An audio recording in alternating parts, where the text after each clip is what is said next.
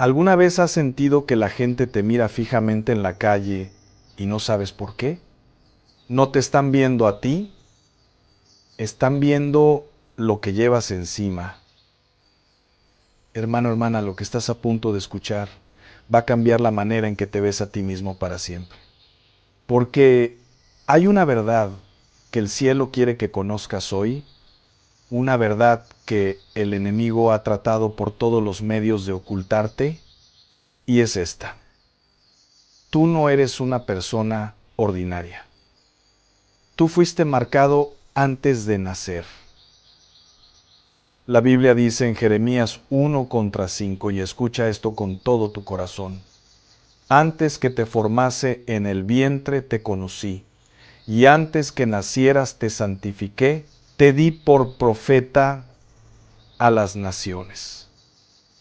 Dios no dijo eso solamente para Jeremías, lo dijo para ti. Lo dijo para cada alma que hoy está escuchando este mensaje. Hay personas que caminan por la vida entera sintiéndose invisibles, sintiéndose menos, sintiéndose como si no importaran, como si nadie los viera, como si el mundo girara y ellos fueran solo una sombra en el fondo del escenario. Y entonces un día salen a la calle y alguien los mira, y después otro, y luego otro más. Y se preguntan: ¿qué tengo? ¿Por qué me ven así? ¿Hay algo malo en mí? No hay nada malo en ti. Lo que hay es una unción. Lo que hay es una marca del cielo. Lo que hay es la presencia de Dios sobre tu vida, que el mundo espiritual reconoce, aunque tú mismo aún no lo hayas entendido del todo. Quiero que te quedes conmigo en este mensaje porque vamos a ir muy profundo hoy. No vine a darte palmaditas en la espalda, vine a abrirte los ojos. Vine a que cuando termines de escuchar esto camines diferente, hables diferente y sobre todo te veas diferente. Déjame comenzar con algo que muy poca gente sabe. Hay dos tipos de miradas que recibes en la calle. Y es muy importante que aprendas a distinguirlas, porque de eso depende cómo te proteges, cómo te posicionas y cómo avanzas en el propósito que Dios tiene para ti. La primera mirada es la mirada de reconocimiento.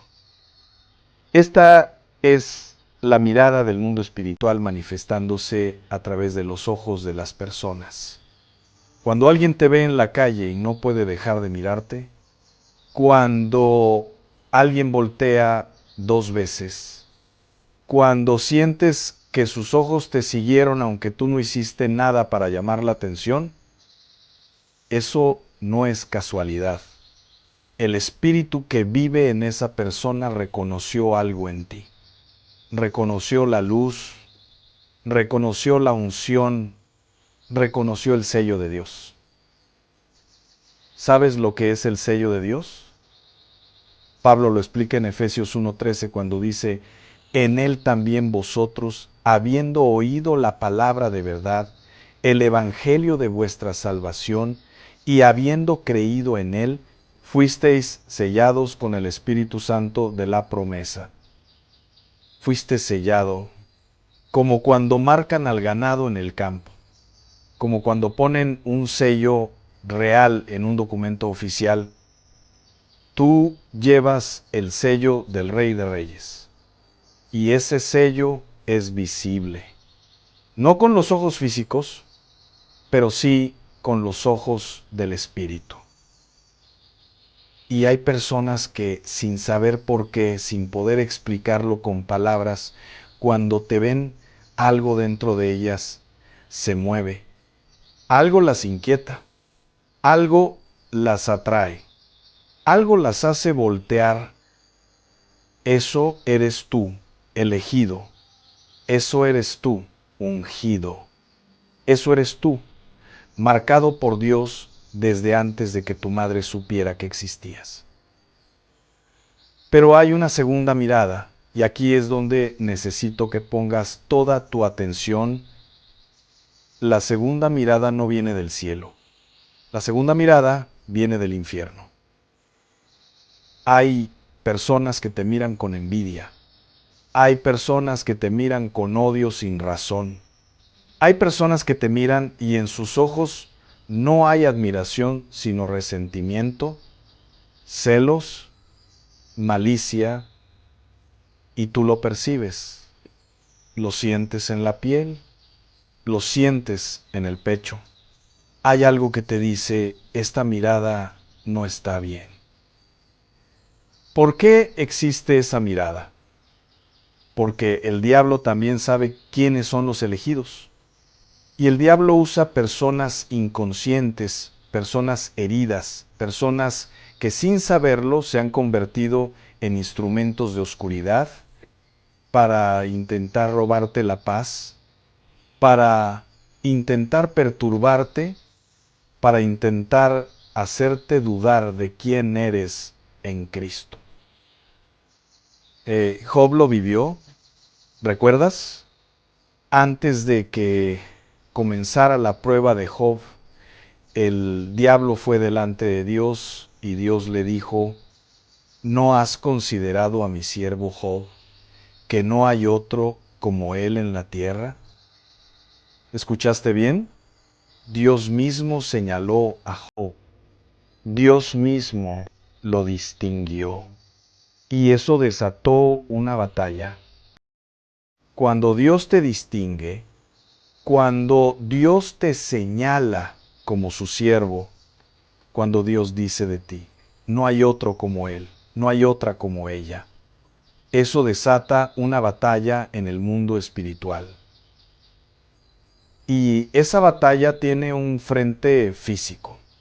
Ese frente físico son las miradas, son las palabras, son las actitudes, son los comentarios que recibes de personas que ni siquiera conoces bien, pero que te atacan, que te envidian, que te desean el mal, que te desearían ver caído, fracasado, destruido. Hermano, hermana, yo necesito decirte algo con toda la autoridad que me da la palabra de Dios. Cada vez que alguien te mira con envidia, es porque tienen enfrente algo que ellos mismos no tienen. La envidia no nace de la maldad solamente. La envidia nace del reconocimiento involuntario de que tú tienes algo extraordinario. Nadie envidia lo que no vale. Si te envidian, si te atacan, si te miran con esa mirada pesada, es porque llevas algo de valor. Es porque Dios puso en ti algo que ellos no pueden imitar. Pero ahora necesito que entiendas algo más. Porque no basta con saber que eres elegido. Hay elegidos que viven como derrotados. Hay ungidos que caminan con la cabeza agachada. Hay personas marcadas por Dios que llevan años en el desierto sin entender por qué su vida no avanza, por qué las puertas se cierran, por qué el enemigo parece tener más fuerza que la promesa. Y la razón, escúchame bien, la razón no es que Dios los haya abandonado. La razón es que no han aprendido a administrar su elección. ¿Qué significa administrar tu elección? Significa entender que ser elegido no es solo un privilegio, es una responsabilidad, es un encargo, es un llamado que requiere obediencia, santidad y discernimiento espiritual. Mira lo que le pasó a Sansón. Sansón fue elegido desde el vientre de su madre. Un ángel se apareció antes de su nacimiento y anunció que él libraría a Israel de los filisteos. Nació con una unción sobrenatural, una fuerza física que no era natural, era divina. Cuando el Espíritu del Señor venía sobre él, podía matar a un león con las manos desnudas. podía derrotar a 1000 hombres con una quijada de asno. Era un elegido, era un ungido, era un marcado por Dios. Y sin embargo, Sansón terminó ciego, encadenado, moliendo en la cárcel de sus enemigos. ¿Qué pasó? Sansón no administró su elección. Sansón usó la unción para sus propios placeres. Sansón se acercó a lo que Dios le había dicho que evitara. Sansón compartió su secreto con quien no debía. Y cuando la unción se fue, cuando la presencia de Dios se retiró de su vida, la Biblia dice algo que me rompe el corazón cada vez que lo leo. Él no sabía que Jehová ya se había apartado de él. No sabía. Salió a pelear como siempre, como si nada hubiera cambiado, como si la unción todavía estuviera, y cayó. Lo capturaron, le sacaron los ojos. Hay personas hoy que están viviendo como Sansón, saliendo a pelear con fuerzas propias, actuando como si la unción estuviera sobre ellos, pero hace tiempo que apagaron al Espíritu Santo con sus decisiones, con sus pecados ocultos, con sus compromisos con el mundo, con su tibieza espiritual. Y se preguntan por qué pierden, se preguntan por qué las batallas ya no las ganan. Se preguntan por qué el enemigo los derrota tan fácilmente. No es que Dios los haya abandonado, es que ellos, con sus propias manos, abrieron la puerta. Pero el mensaje de hoy no es de condenación. El mensaje de hoy es de restauración. Porque Sansón, aunque ciego, aunque encadenado, aunque humillado, clamó a Dios una última vez. Y Dios le devolvió la fuerza. Y en su muerte hizo más que en toda su vida. ¿Puedes creer eso? Que incluso después de todos tus errores, incluso después de todas tus caídas, incluso después de haber desperdiciado años de unción, un clamor sincero puede restaurar lo que perdiste, porque la misericordia de Dios es más grande que tu historia. Ahora quiero llevarte a algo que es urgente. Quiero hablarte de las señales del elegido. ¿Cómo sabe una persona que tiene una marca especial de Dios sobre su vida? ¿Cómo se distingue al elegido del que simplemente asiste a la iglesia? La primera señal es esta. El elegido siempre ha tenido una vida difícil desde temprano. Sé que eso no suena como una buena noticia, pero escúchame. José fue vendido por sus propios hermanos. Moisés tuvo que huir al desierto. David vivió años como fugitivo, perseguido por el rey Saúl. Pablo fue encarcelado, apedreado, naufragó. ¿Ves el patrón? El camino del elegido no es suave. El camino del elegido está lleno de pruebas que parecen no tener sentido, dificultades que parecen injustas, momentos en que el cielo parece callado y la tierra parece hundirse. ¿Por qué Dios permite eso? Porque el propósito que Dios tiene para el elegido es tan grande que no puede ser cumplido por alguien sin carácter. Y el carácter no se forma en la comodidad. El carácter se forja en el fuego. El oro no se purifica con agua tibia. El oro se purifica en el fuego.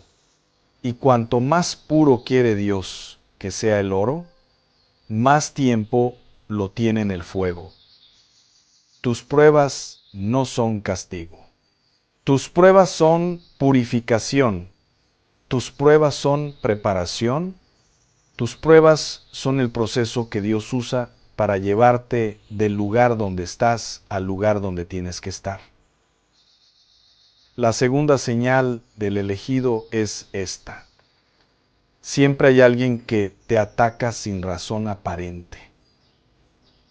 ¿Has tenido personas en tu vida que sin que tú les hayas hecho nada, sin que tú los hayas ofendido, sin ninguna razón lógica, simplemente te odian, te atacan, te critican, te minan, hablan mal de ti, intentan destruir tu reputación? Bienvenido al Club de los Elegidos, porque José tenía a sus hermanos, David tenía a Saúl, Jesús tenía a los fariseos, Nehemías tenía a Sanbalat y Tobías. Cada elegido tiene su perseguidor, cada ungido tiene su adversario. Y la presencia de ese adversario en tu vida no es una señal de que vas por el camino equivocado. Es una señal de que vas por el camino correcto. El diablo no pierde su tiempo atacando a quien no representa una amenaza. El diablo no moviliza fuerzas contra quien no tiene un propósito poderoso. Si el infierno se ha movido contra ti, es porque el cielo tiene planes contigo. Pero escúchame bien aquí, porque esto es crucial. No respondas a tus perseguidores con las armas del mundo. No te rebajes a su nivel, no gastes tu energía en defenderte de quienes te atacan. No pierdas tus horas en redes sociales discutiendo con gente que Dios va a callar en su momento.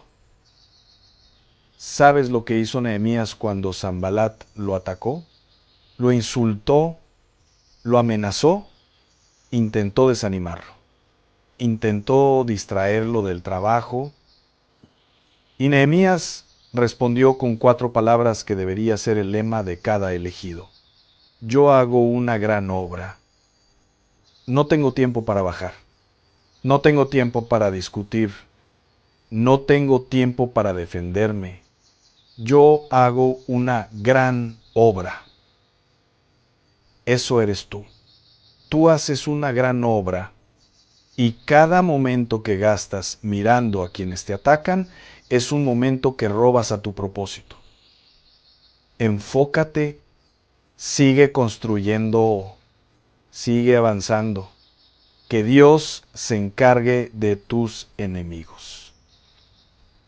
La tercera señal del elegido es una de las más poderosas y de las menos entendidas. El elegido siente desde niño que no pertenece del todo a este mundo. ¿Lo has sentido alguna vez? Esa sensación extraña de que tú ves las cosas diferente a todos los demás, que mientras todos van en una dirección, algo en ti jala hacia otro lado, que tienes preguntas que nadie a tu alrededor sabe responder, que sientes una nostalgia que no sabes de qué es, un anhelo de algo que no puedes nombrar, como si el alma supiera que hay más, que hay algo más grande, que hay un propósito que todavía no se ha cumplido. Eso no es locura, eso no es rareza, eso es el Espíritu de Dios en ti que recuerda su origen. Pablo lo explicó así en Filipenses 3:20. Mas nuestra ciudadanía está en los cielos, de donde también esperamos al Salvador, al Señor Jesucristo. Nuestra ciudadanía no es de aquí. Somos extranjeros en este mundo. Y esa sensación de no pertenecer del todo, esa sensación de que hay algo más, es el recuerdo del alma de que viene de Dios y va hacia Dios. El elegido nunca termina de acomodarse completamente al mundo. Y eso es una bendición, aunque duela, porque cuando el mundo te ofrece todo y aún así tú sientes vacío, es porque fuiste creado para algo que el mundo no puede darte. Ahora quiero hablarte de algo que se relaciona directamente con las miradas que recibes en la calle. Es menor que numeral 0, 5 numeral, es mayor que i, es el tema de la unción visible. Hay una unción que se puede ver, no con microscopio, no con aparatos, pero hay algo en la presencia del ungido que el ojo humano percibe sin poder explicar lo que ve. Lo vemos en la Biblia cuando Esteban compareció ante el Sanedrín, lo acusaban, lo juzgaban, estaban a punto de matarlo. Y la Biblia dice que todos los que estaban sentados en el concilio, al mirarlo, vieron su rostro como el rostro de un ángel. No hizo nada. No habló todavía. Solo lo miraron. Y vieron algo sobrenatural en su rostro. Eso es la unción visible. Eso es lo que la gente percibe cuando te mira en la calle. No saben qué es. No tienen las palabras para describirlo. Pero algo en sus ojos capta que hay algo diferente en ti. Y esto me lleva a una pregunta que necesito hacerte directamente. ¿Estás cultivando esa unción o la estás apagando? Porque la unción no es permanente en el nivel. Puede crecer, puede disminuir, puede apagarse. Primera de Tesalonicenses 5:19 dice claramente: no apaguéis al Espíritu. Esa advertencia no estaría en la Biblia si no fuera posible apagar al Espíritu. ¿Qué apaga al Espíritu? El pecado habitual y no confesado, la amargura y la falta de perdón, la tibieza en la oración y en la palabra, la doble vida, siendo uno en la iglesia y otro en la casa, la idolatría de las cosas materiales puesta por encima de Dios, la queja constante contra los caminos del Señor. Cada vez que haces cualquiera de esas cosas, es como si pusieras una cobija húmeda sobre la llama del Espíritu, y la llama se reduce y la unción disminuye, y esa luz que la gente percibía en ti se va opacando, hasta que un día sales a la calle y nadie te mira. Y no es porque hayas cambiado físicamente, es porque la luz se fue. Pero ahora la pregunta contraria: ¿qué alimenta la unción?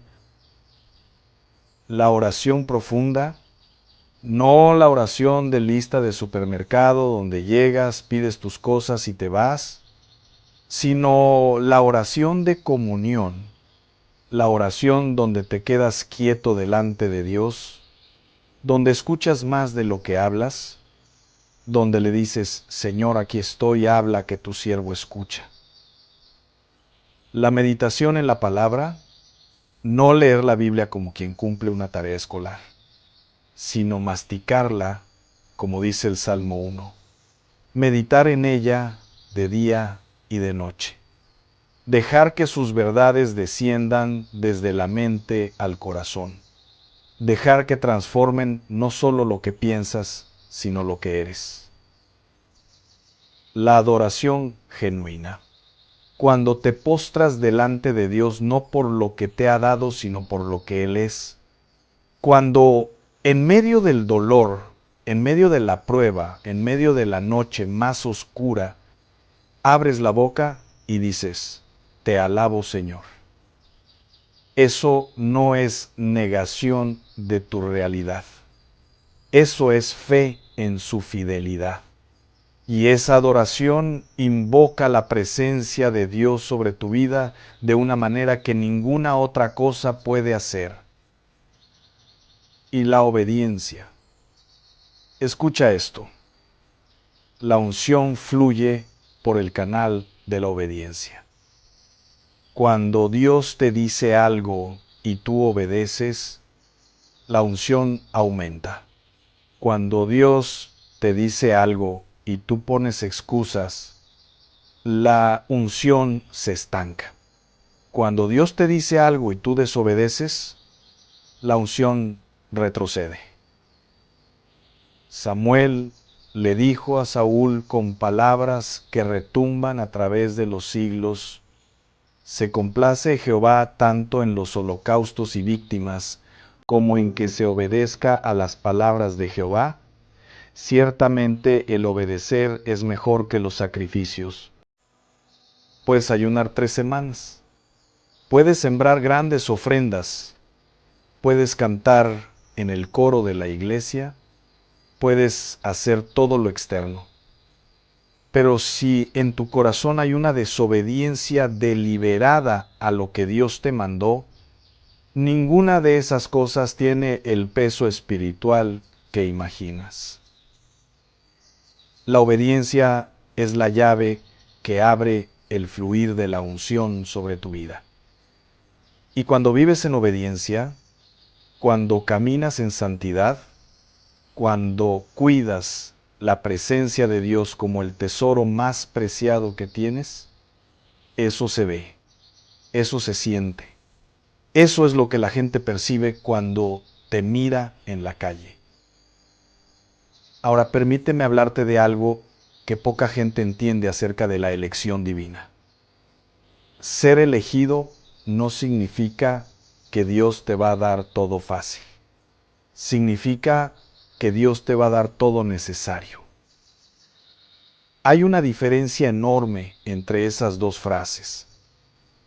Fácil significa sin esfuerzo, sin lucha, sin proceso. Necesario significa exactamente lo que tu propósito requiere, es menor que numeral 0. 5 numeral es mayor que aunque no sea lo que tú querías, aunque no llegue en el tiempo que tú esperabas, aunque venga envuelto en una forma que no reconociste a primera vista.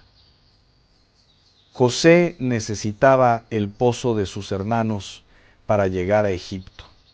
Necesitaba la traición para llegar al palacio. Necesitaba la cárcel para llegar al trono. Lo que parecía destrucción era preparación. Lo que parecía abandono era posicionamiento. Lo que parecía el fin era en realidad el comienzo. Y yo te pregunto hoy con toda la seriedad del mundo, ¿cuál es tu pozo? ¿Cuál es la situación en tu vida que en este momento te parece el fin, que te hace pensar que Dios te olvidó, que te tiene preguntando, ¿por qué a mí, Señor, si yo te he servido, si yo te he obedecido, si yo he creído en tus promesas? Escúchame, ese pozo es tu camino hacia Egipto. Esa traición es tu pasaporte al palacio. Esa prisión es tu antesala al trono. No sé cómo ni cuándo, pero lo que sí sé con toda certeza es lo que dice Romanos 8:28. Y sabemos que a los que aman a Dios, todas las cosas les ayudan a bien. Esto es, a los que conforme a su propósito son llamados. Todas las cosas. No algunas cosas, no las cosas bonitas, todas las buenas y las malas, las que entiendes y las que no entiendes, las que celebras y las que lloras. Todas las cosas ayudan a bien para los que aman a Dios y son llamados conforme a su propósito. ¿Amas a Dios?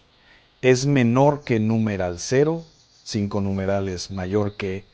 ¿Crees que tienes un propósito en Él? Entonces, todo lo que está pasando en tu vida, absolutamente todo, está siendo usado por Dios para llevarte donde tienes que estar. Ahora quiero hablarte de un peligro que acecha especialmente a los elegidos y que muy pocos maestros se atreven a mencionar con esta claridad. El peligro del orgullo espiritual. Hay personas que cuando descubren que son elegidas, que tienen una unción, que Dios las ha marcado para algo especial, en lugar de humillarse, se ensoberbian. En lugar de agradecerle a Dios, se creen merecedoras. En lugar de servir con mayor humildad, empiezan a exigir ser servidas. Y eso abre la puerta más peligrosa que existe en la vida del creyente. Porque dice la palabra en Proverbios 16, 18, antes del quebrantamiento es la soberbia, y antes de la caída la altivez de espíritu. El orgullo no te destruye de inmediato. El orgullo te hace subir más alto de lo que corresponde a tu carácter. Y luego la caída es proporcional a la altura.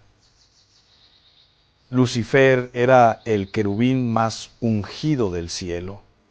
Tenía más gloria que cualquier otro ser creado. Y fue el orgullo lo que lo destruyó. No una debilidad de carácter menor. No un pecadito pequeño. El orgullo. Decir, seré como el Altísimo. El elegido humilde dura. El elegido humilde crece. El elegido humilde acumula gloria que no se marchita. Porque Dios resiste a los soberbios, pero da gracia a los humildes. Y cuando Dios da gracia, esa gracia se convierte en la atmósfera de tu vida, y la gente la percibe, y los ángeles trabajan en tu favor, y las puertas se abren sin que toques. El elegido que camina en humildad es el más peligroso para el infierno, porque no tiene puntos de ataque. La soberbia da al enemigo una palanca, la humildad lo desarma. Jesús, el Hijo de Dios, el elegido por excelencia, lavó los pies de sus discípulos. El Señor del universo, de rodillas, lavando pies sucios, y luego dijo, ejemplo os he dado, para que como yo os he hecho, vosotros también hagáis. Si el más grande de todos eligió la humildad, ¿quiénes somos nosotros para enorgullecernos? Déjame compartirte ahora algo que he visto repetirse en la vida de muchos elegidos. Lo llamo el síndrome de la promesa tardía. Hay personas que recibieron una promesa de Dios hace mucho tiempo. Quizás fue en una oración poderosa, quizás fue en un sueño, quizás fue a través de un pasaje bíblico que llegó a su corazón como una flecha, quizás fue una palabra profética que alguien les dio. Y esa promesa encendió su fe.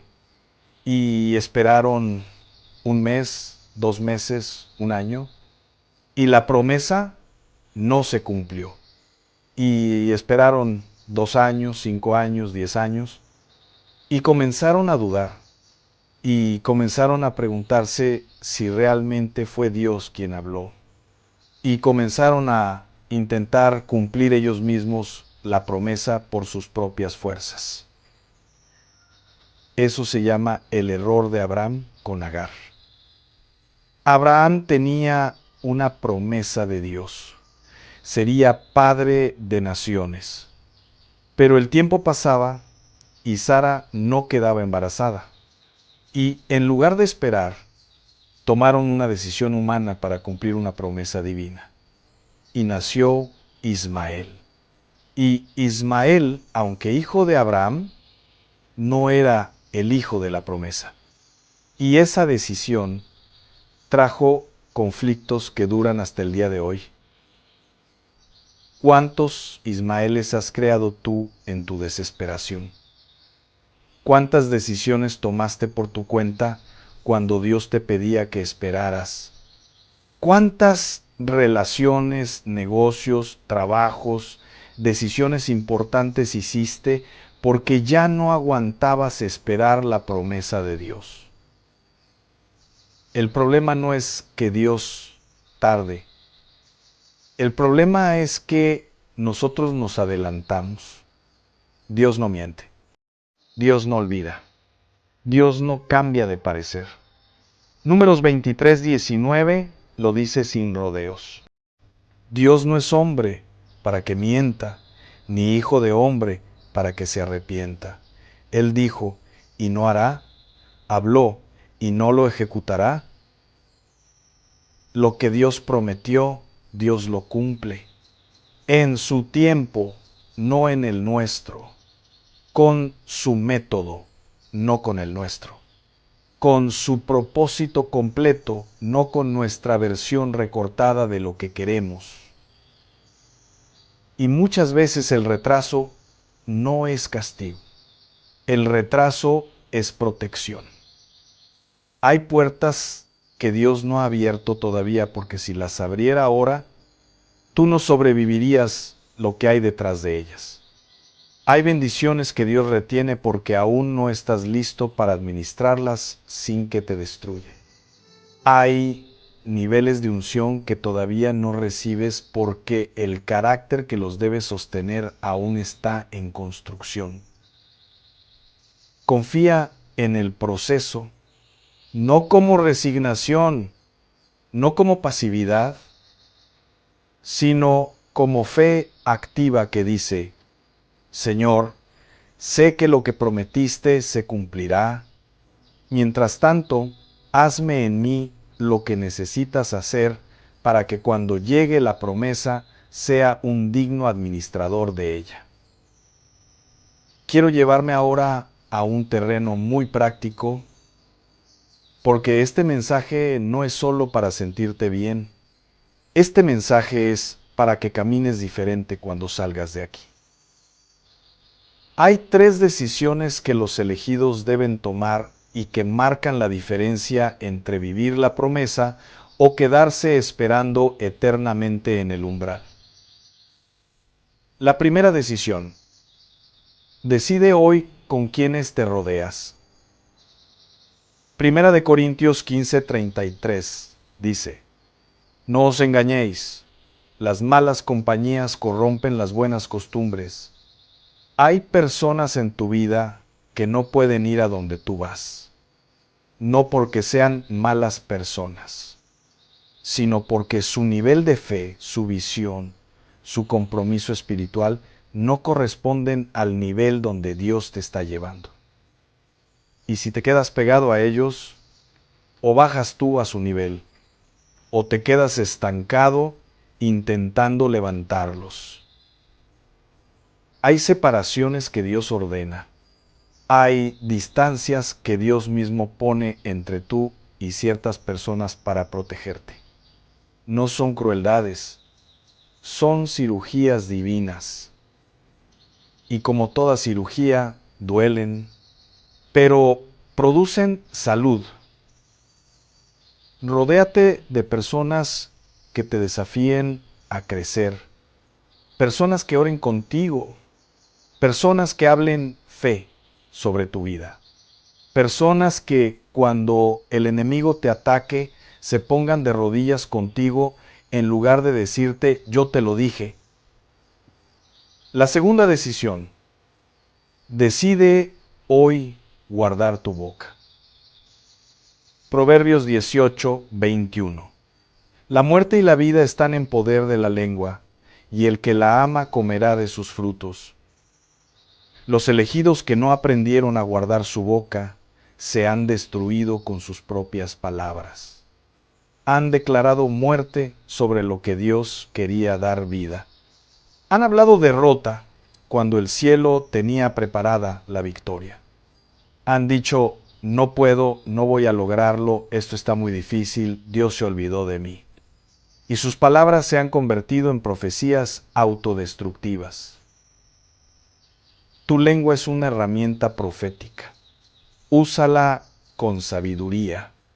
Aprende a declarar la palabra de Dios sobre tu vida, aunque tus circunstancias digan lo contrario. Aprende a decir como Abraham, que llama las cosas que no son como si fuesen, no porque estés negando la realidad, sino porque estás eligiendo la realidad superior de la palabra de Dios por encima de la realidad temporal de tus circunstancias. La tercera decisión. Decide hoy proteger tu tiempo de oración como si fuera lo más valioso que tienes, porque lo es. El mundo moderno es el peor enemigo de la vida de oración. Las redes sociales, las notificaciones, la televisión, el trabajo sin fin, la agenda llena, la distracción constante y el elegido que no ora es como un guerrero que va al campo de batalla sin armas. Tiene el nombre de guerrero, pero no tiene la capacidad de pelear. Jesús, con todo el poder que tenía, con toda la unción que llevaba, se levantaba de madrugada para orar. Se apartaba de las multitudes para orar. En los momentos más críticos de su ministerio, antes de tomar las decisiones más importantes, oraba. Si el Hijo de Dios necesitaba la oración así de desesperadamente, ¿qué nos hace pensar que nosotros podemos vivir sin ella? Guarda tu tiempo de oración. Ponlo en tu agenda como la primera cita del día. Y cuando el mundo te diga que no tienes tiempo, recuerda que Martín Lutero decía: tengo tanto que hacer hoy que necesito pasar las primeras 3 horas en oración. Me acerco al final de este mensaje, pero quiero que se queden conmigo estos últimos minutos, porque lo que viene ahora es lo más importante de todo lo que hemos hablado. Todo lo que hemos visto hoy, la elección, la unción, las señales del elegido, las decisiones que debes tomar, todo eso tiene un punto central, un eje sobre el que gira, y ese eje se llama rendición. No rendición al enemigo, rendición a Dios. El problema de muchos elegidos es que quieren la gloria de Dios, pero no quieren rendirse a la voluntad de Dios. Quieren la unción, pero sin el proceso de vaciarse de sí mismos. Quieren el propósito cumplido es menor que numeral 0, 5 numeral es mayor que, pero con sus propios planes, sus propios tiempos, sus propias condiciones. Y Dios dice: no, yo no comparto la gloria con nadie. Y si yo soy el que te elegí, si yo soy el que te ungí, si yo soy el que tengo el propósito para tu vida, entonces tienes que hacerlo a mi manera. Tienes que vaciarte de ti para que yo pueda llenarte de mí. El grano de trigo que cayó en tierra lo ilustra perfectamente. Jesús lo dijo en Juan 12, 24. De cierto os digo, que si el grano de trigo no cae en la tierra y muere, queda solo. Pero si muere, lleva mucho fruto. Para dar fruto, el grano tiene que morir. Para ser multiplicado, tiene que rendirse. Para convertirse en lo que estaba destinado a ser, tiene que soltarse de lo que era. ¿Qué necesitas morir hoy? ¿Qué parte de ti necesita rendirse a Dios? ¿Qué plan tuyo necesitas soltar para que el plan de Él pueda florecer? ¿Qué orgullo, qué herida, qué resentimiento, qué miedo necesitas traer hoy al altar y dejarlo ahí? Porque mientras lo tengas en la mano, ocupa un lugar que debería tener Dios. Y mientras Dios no tenga ese lugar, la unción no puede fluir como debe fluir. Y mientras la unción no fluya como debe fluir, el propósito no se cumple. Y mientras el propósito no se cumple, Caminas por la vida con una sensación de que hay algo más, de que deberías estar en otro lugar, de que esto no es todo lo que Dios tiene para ti. Y esa sensación tiene razón. Hay más.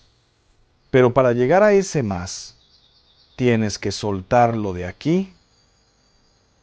Quiero cerrar este mensaje con una imagen que espero que se quede grabada en tu espíritu para siempre. Imagina un águila. El águila es el animal que la Biblia usa como símbolo del elegido, del que espera en Dios. Isaías 40, 31. Los que esperan a Jehová tendrán nuevas fuerzas, levantarán alas como las águilas. El águila no pelea con el temporal. Cuando viene la tormenta, cuando el viento arrecia y los otros pájaros buscan refugio, el águila no escapa. El águila levanta vuelo hacia la tormenta. Y usa las mismas corrientes del viento que a otros destruyen para elevarse más alto de lo que nunca podría llegar en un día sin viento. Eso eres tú, elegido. Eso eres tú, ungido de Dios. Las tormentas que te han azotado no han venido a destruirte. Han venido a elevarte. Las crisis que has vivido no eran para hundirte. Eran para enseñarte a volar. Los enemigos que se levantaron contra ti no tenían la última palabra. Tenía la última palabra el que te eligió antes de que nacieras. Y hoy, justo hoy, en este momento en que estás escuchando este mensaje, Dios te dice, ya es suficiente arrastrarse, ya es suficiente vivir con miedo, ya es suficiente dudar de mi amor por ti. Levántate, despliega las alas, que yo soy el viento que te sostiene y el cielo que no tiene límite para ti. Ahora te pido algo. Te pido que antes de seguir con tu día, antes de ir a la siguiente notificación, al siguiente video, a la siguiente tarea, te detengas. Cierra los ojos si puedes. Pon una mano sobre tu corazón y en el silencio dile a Dios, Señor, aquí estoy. Soy tu elegido, soy tu ungida. Perdóname por las veces que dudé de tu amor. Perdóname por las veces que tomé decisiones sin consultarte. Hoy me rindo. Hoy te doy todo lo que soy, todo lo que fui y todo lo que seré. Que tu voluntad se cumpla en mi vida, Señor. Que tu propósito prevalezca. Que tu unción fluya. En el nombre de Jesús. Si oraste eso con sinceridad, algo acaba de moverse en el mundo espiritual a tu favor. No lo sentiste quizás, no hubo truenos, ni relámpagos, pero Dios trabaja en el silencio. Dios obra en lo secreto. Y lo que declaraste hoy en fe, lo verás en realidad en el tiempo perfecto de Él. Antes de irte, quiero pedirte algo más. Si este mensaje tocó tu corazón, si algo de lo que escuchaste hoy resonó en tu espíritu, déjame un comentario abajo. Cuéntame qué parte del mensaje habló más fuerte a tu vida. Tu testimonio puede ser exactamente lo que otra persona necesita leer hoy para no rendirse. Dale like a este video si quieres que más almas puedan recibir esta palabra. Compártelo con alguien que necesite